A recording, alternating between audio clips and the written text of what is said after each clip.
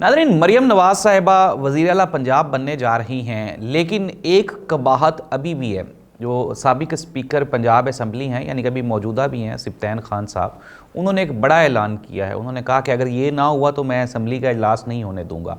It means that कि मरियम नवाज़ साहिबा की वज़ारत आला हलफ उठाने से पहले ही ख़तरे में पड़ गई है। और दूसरी जानिब अगर हम बात करें सिंध की, तो सिंध में भी आज एक क्राइसिस ने जन्म ले लिया है। और सिंध असम्बली का वहाँ पे ओहदेदारान, उनके जो सिलेक्टेड थे, मैं सिलेक्टेड कह गया हूँ, पता नहीं सिलेक्टेड थे या इलेक्टेड थे, उनके जो MPAs हैं उन्होंने आज हलफ उठाना था। लेकिन वहाँ पे सिंध में एक ऐसा मंजरनामा बन गया है जो कि पंजाब में भी नहीं बना, KP में भी नहीं बना। गुज़श्ता कई साल से सिंध बड़ा सिक्योर सूबा था और आसिफ अली जरदारी साहब टेक्निकली बड़ा उसको कंट्रोल कर रहे थे। लेकिन ये क्या हो गया, इसके पीछे कौन सी साजिशें इन्वॉल्व हैं? नाज़रीन, पाकिस्तान में हुकूमत तो बनने जा रही है, लेकिन इस हुकूमत को जो शदीद चैलेंजेस दरपेश हैं, क्या ये हुकूमत सस्टेन कर पाएगी? क्या बर्दाश्त कर पाएगी? और इतनी कमज़ोर हुकूमत जिसको अंदर से भी ख़तरा होगा और बाहर से भी ख़तरा होगा। इमरान खान ने जेल में रहते हुए एक ऐसा मूव खेला है कि आप ये देख लें कि इमरान खान या PTI कहीं पे भी एहतजाज करती हुई दिखाई नहीं देती, लेकिन फिर भी पाकिस्तान के अंदर भी और बाहर से भी इतना प्रेशर डेवलप हो गया है कि अब लगता है ऐसे ही है कि जैसे ये गुब्बारा फट जाएगा। वो प्रेशर क्या है, इमरान खान कैसे खेल रहा है? इमरान खान के केसेस एक मरतबा फिर दोबारा इस्लामाबाद हाई कोर्ट के चीफ जस्टिस आमिर फारूक साहब उनके पास चले गए हैं। क्या इमरान खान को अभी ज़मानत देने की कोई चांसेस या कोई इस तरह की कोई आप ये कह लें गुफ्तो शुनीद नहीं हुई? या फिर क्या इमरान खान की ज़मानत ये जो आमिर फारूक साहब हैं ये ले लेंगे? इसमें भी अभी एक बड़ी कहानी बाकी है। पाकिस्तान तहरीक इंसाफ की तरफ से आज फिर शदीद बयानात दिए गए और उन्होंने कहा कि चीफ इलेक्शन कमिश्नर पर आर्टिकल 6 लगा देंगे। क्या पाकिस्तान तहरीक इंसाफ इस तरह की ये जो लड़ाई झगड़े की सियासत है, इससे क्या वो कोई कामयाबी हासिल कर पाएंगे या नहीं कर पाएंगे? पंजाब में गवर्नमेंट किसकी बनेगी, मरकज़ में किसकी बनेगी, क्या ये हुकूमत चलेगी या नहीं चलेगी, इमरान खान की ज़मानत कब होगी, बुशरा बीबी की सेहत कैसी है और पाकिस्तान की सूरत हाल क्या होगी आइंदा चंद दिनों में? फिर ये वही तमाम सवालात हैं जो आप, मैं, हम सब लोग जानना चाहते हैं। वन बाय वन डिस्कस कर लेते हैं। सिब्तैन खान साहब जो कि स्पीकर हैं पंजाब असम्बली के, उन्होंने कहा कि अगर मियां असलम इकबाल को असम्बली में नहीं आने दिया जाता तो मैं आगे सेशन को कंटिन्यू नहीं करूंगा।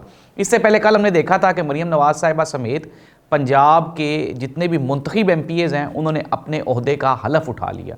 अब नाज़रीन, फाइनल जो सिचुएशन बन गई है कि पंजाब असम्बली में पाकिस्तान मुस्लिम लीग नून को अक्सरियत हासिल है, उनको मखसूस नशिस्तें भी दे दी गई हैं। दूसरी जानिब पाकिस्तान तहरीक इंसाफ की हमायत याफ्ता यानी कि सुन्नी इत्तेहाद को मखसूस नशिस्तें नहीं दी गई। मुझे तो इलेक्शन कमीशन की समझ नहीं आती कि क्यों इतना वन साइडेड होकर खेल रहा है। एक सियासी जमात को गुज़श्ता 2 साल से कोशिश कर रहा है चीफ इलेक्शन कमिश्नर और इलेक्शन कमीशन रोकने की, लेकिन वो फिर भी नहीं रुक रहे। कहीं ना कहीं तो आपको कोई सॉफ्ट कॉर्नर शो करना चाहिए जिससे ये लगे कि यार चीज़ें पैरेलल हो रही हैं। खैर, हमने तो आपको ख़बरें देनी है, इलेक्शन कमिश्नर साहब जाने और तहरीक इंसाफ जाने, यानी कि सुन्नी इत्तेहाद को मखसूस नशिस्तें नहीं दी गई, दूसरी जानिब मुस्लिम लीग नून को, पीपल्स पार्टी को और बकाया तमाम सियासी जमातों को दे दी गई हैं। अब ज़ाहिर सी बात है, मरियम नवाज़ साहिबा ने अपने जितने भी उनके जो करीबी साथी थे या उनकी टीम मेंबर्स थे, उन्होंने उनको सूबे में रख लिया है। मलिक अहमद खान साहब एक बड़े फ्रेम के बंदे हैं, उनको कौमी असम्बली में होना चाहिए था, वो नहीं जा रहे। मरियम औरंगज़ेब साहिबा का एक्सपीरियंस कौमी असम्बली का है, उनको पंजाब में रख लिया गया। नाज़रीन, ये चीज़ें जो हो रही हैं ना, ये मरियम नवाज़ साहिबा के भी हक़ में नहीं है। अगर मुझसे कोई बंदा मशवरा लेता तो ऐसी नाजुक सूरत हाल पे मरियम नवाज़ को कभी भी वज़ारत आला का हलफ नहीं उठाना चाहिए था कि आपका कैरियर शुरू होने से पहले ही आप ख़त्म हो जाएंगे। आप 12वें प्लेयर हैं और आपके सामने ब्रेटली बॉलिंग करवा रहा है, तो आप क्यों जाएंगे अपना नाक छिलवाने के लिए? लेकिन मरियम नवाज़ साहिबा को ये लग रहा है कि शायद ये नून लीग के इक़्तिदार की आखिरी बारी है और वो इसको इंजॉय करना चाहती हैं। खैर, कर लें इंजॉय जितना को हो सकता है। 2, 4, 6 महीने की इंटरटेनमेंट है। मोहसिन नकवी साहब और मरियम नवाज़ साहिबा की आज मुलाकात हुई। मैं एक मरतबा फिर कह रहा हूँ कि मोहसिन नकवी साहब को मरियम नवाज़ से मिलने की क्या ज़रूरत है? मोहसिन नकवी साहब को चेयरमैन PCB लगा दिया गया है। दूसरी जानिब जो हमारे निगरान वज़ीर आज़म हैं, पाकिस्तान पीपल्स पार्टी उनको अपनी तरफ से आगे सेनेट के चेयरमैन के तौर पे लेके आ रही है। नाज़रीन, पाकिस्तान में आहिस्ता आहिस्ता चीज़ें खुलती जा रही हैं। यही हो रहा था गुज़श्ता 50-60 साल से, कोई नई चीज़ें नहीं है, कोई ये नहीं है कि कुछ ये पहली मरतबा हो, ये पहले भी हो रहा था। लेकिन पहले लोगों में अवेयरनेस नहीं थी, चीज़ें खुलती नहीं थी, लोगों को अंदाज़ा नहीं होता था। अब चीज़ें खुलना शुरू हो गई हैं और अब चीज़ों को इकट्ठा करना इंतहाई मुश्किल होता जा रहा है।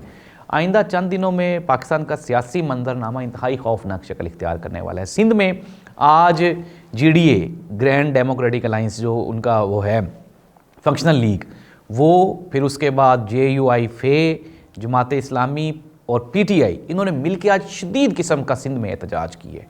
वहाँ पे भी पुलिस का क्रैकडाउन किया गया। आसिफ अली जरदारी साहब ने सिंध को बड़ा बचा के रखा हुआ था, सारी लड़ाइयाँ KP में और पंजाब में हो रही थी। लेकिन आज ये सारी लड़ाई शिफ्ट हो गई है सिंध की तरफ भी। अब मामलात कोई कंट्रोल्ड नहीं है। इमरान खान के केसेस आज लग गए हैं इस्लामाबाद हाई कोर्ट में। जस्टिस आमिर फ़ारूक साहब सुनेंगे, क्या उन केसेस पे फ़ैसला होगा या नहीं होगा, इसका फ़ैसला भी वक्त करेगा। लेकिन इमरान खान को टैकल करना जेल में भी इजी नहीं होगा। ये इट सीम्स वेरी डिफ़िकल्ट कि किस तरह से ये करेंगे। IMF को ख़त लिखने का ऐलान किया है। अब डर रहे हैं, इनकी टांगें कांप रही हैं कि अगर IMF को ख़त लिखा गया। दो इसके ऊपर तरजीहात हैं, दो नज़रियात हैं। कुछ लोग तो ये कहते हैं कि जी इमरान खान को नहीं लिखना चाहिए। यार, इमरान खान के साथ आपने अच्छा कौन सा किया है? आपकी अदालतों से उसको रिलीफ नहीं मिला, इलेक्शन कमीशन से रिलीफ नहीं मिला, कोई इलेक्शन वो जीता है उसके मैंडेट को चोरी कर लिया गया है, तो वो किस तरह से इतना सेक्रीफाइस करेगा? जेलें भी काटता रहे और अपना हक भी इस्तेमाल ना करे। और फिर पाकिस्तान तहरीक इंसाफ ने उसको बड़ा अच्छा जस्टिफाई किया। उन्होंने कहा जी कि हमने ये नहीं कहा कि हमें कर्जा ना दिया जाए या हमें ब्लैकलिस्ट कर दिया जाए, उन्होंने या डिफ़ॉल्ट कर दिया जाए। उन्होंने कहा जी हमने ये उसमें मुतालबा किया है कि चूँकि IMF ऑडिट करवा सकता है तो वो ऑडिट करवाए इलेक्शंस का पाकिस्तान में। लेकिन नाज़रीन, आज अप्रोक्सीमेटली कोई 10 दिन से ज़्यादा दिन गुजर गए। 8 फरवरी को, सॉरी 10 दिन कह रहा हूँ, आज तो बल्कि 24 तारीख है, 16 दिन गुजर गए हैं और अभी तक इलेक्शन कमीशन ऑफ पाकिस्तान की जानिब से फॉर्म 45 अपलोड नहीं किए गए उनकी वेबसाइट पे।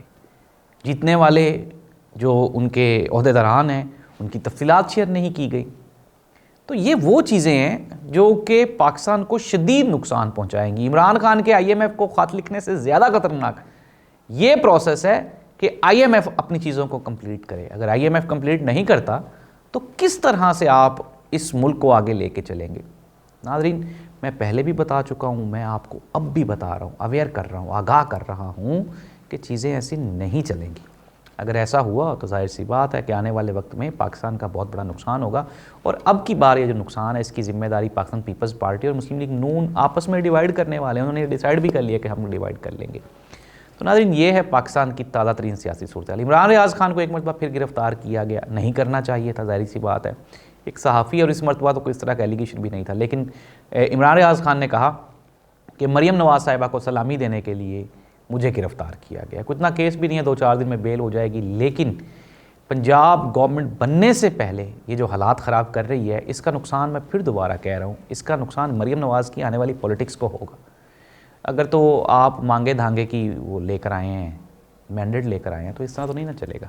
तो इस तरह से नाज़रीन, अगर इमरान खान के ऊपर ये एलिगेशन लगा रहे हैं कि इमरान खान पाकिस्तान के साथ कोई दुश्मनी कर रहा है, तो ये बेवकूफ़ी है, जाहिर सी बात है। अब इमरान खान का तो आपको एहसान मंद होना चाहिए कि उसका पूरे का पूरा मैंडेट चोरी कर लिया गया, उसकी सारी की सारी सीट्स उससे छीन ली गई, ली भी नहीं गई यार, छीन ली गई, और उसके ऊपर उसको एहतजाज करने की भी इजाज़त नहीं है। तो अगर इमरान खान इंटरनेशनल दुनिया से, क्योंकि आजकल ये ग्लोबलाइजेशन है और दुनिया, आपको पता है कि मैं फिर दोबारा कह रहा हूँ कि पाकिस्तान का अमन ये पूरी दुनिया के अमन के लिए लाजमी है। हम एक सुपर एटॉमिक पावर हैं और हमारे पास एटॉमिक वेपन्स हैं, तो दुनिया हमें देख रही होती है। अमेरिका के जो फॉरेन ऑफिस है उसने भी गहरी नज़र रखी हुई है पाकिस्तान के इलेक्शन के रिज़ल्ट्स पे। तो ये आसान नहीं होगा इस मरतबा कि आप इस तरह का चोरी का छीना हुआ मैंडेट लेकर असम्बलीज़ में आएंगे और आपको पूरी दुनिया भी वेलकम करेगी और आपको अंदरूनी मामलात से भी वेलकम किया जाएगा। ये मुश्किल ही नहीं, नामुमकिन दिखाई देता है। तो नाज़रीन, बात हम कर रहे थे इमरान रियाज़ ख़ान की। तो इमरान रियाज़ ख़ान को एक मरतबा फिर गिरफ़्तार किया गया, और मैं पहले भी कह रहा हूँ, अब भी कह रहा हूँ कि इस तरह की छोटी छोटी हरकतों से आप अगर हुकूमत आपको मिल ही गई है, चले मान लिया कि आजकल वो डिजिटल मीडिया पे बड़ी एक मीम वायरल है, वो पहले कहते थे कि पहले इलेक्टेड होते थे, फिर सिलेक्टेड होते थे, इस मरतबा तो रिजेक्टेड एक पार्लियामेंट बनने जा रही है, और आवाम को इस चीज़ का पता भी चल गया है कि इनको वोट नहीं पड़े। तो ऐसी सूरत हाल में कैसे आप इस मुल्क का नज़म नस्क चलाना चाहते हैं? आप फिर चाह रहे हैं कि इतने कमज़ोर मैंडेट के साथ भी आप पीटीआई के ऊपर क्रैकडाउन करेंगे। पिछले प्रोग्राम में शायद मैंने आपको बताया होगा कि अगर 2013 की बात की जाए तो पाकिस्तान तहरीक इंसाफ के पंजाब असम्बली में टोटल 40 या 45 सीट्स थी। उन 40 या 45 सीट्स के साथ उन्होंने इनको नाको चने चबवा दिए थे। अब 120 के करीब पाकिस्तान तहरीक इंसाफ के MPAs आ गए हैं हमारे सूबाई असम्बली में, पंजाब में, और जब मखसूस नशिस्तें मिलेंगी तो ये तो बराबर बराबर गेम हो जाएगी, इक्वेलेंट। तो मरियम नवाज़ साहिबा कैसे सूबा चलाएंगी? मियाँ शहबाज शरीफ साहब इतनी कमज़ोर मैंडेट के साथ कैसे मरकज़ चलाएंगे? मुझे तो नहीं समझ आता, और शायद ये नवाज शरीफ को भी समझ नहीं आता, और ये उनको भी समझ नहीं आता जो इनको लेकर आ रहे हैं। लेकिन ज़ाहिर सी बात है, वो ज़िद्द है कि इमरान खान की पार्टी को नहीं आने देना और बाकी सबको आ जाने देना। और एक और बड़ी डेवलपमेंट थी, कल पाकिस्तान तहरीक इंसाफ की जानिब से बताया गया कि मुस्लिम लीग नून ने ऑफ़र की कि 1.5 साल हमें हुकूमत दे दें, 1.5 साल आप ले लें। यार ये कोई रेवड़ियाँ हैं जो आप बांट रहे हैं कि जी आधी आप ले लें, आधी हमें दे दें। माना कि अब जरदारी फैमिली और शरीफ फैमिली ये मिल के इस मुल्क का इक़्तिदार हासिल करने में कामयाब हो गए हैं, लेकिन इमरान खान ने अपने पैशन से ये साबित किया है कि उसने सेक्रीफाइस किया। पीछे भी हमने देखा 2 साल KP और पंजाब असम्बली तहलील की गई, इमरान खान ने असम्बली से रिज़ाइन किया, फिर उसके बाद इमरान खान जेल में भी अप्रोक्सीमेटली 200 दिन, इमरान खान को 200 से ज़्यादा दिन हो गए जेल में, लेकिन वो वहाँ पे खड़ा हुआ है, स्टैंड ले रहा है, और इनकी किसी बात पे वो एग्री होने के लिए तैयार नहीं है।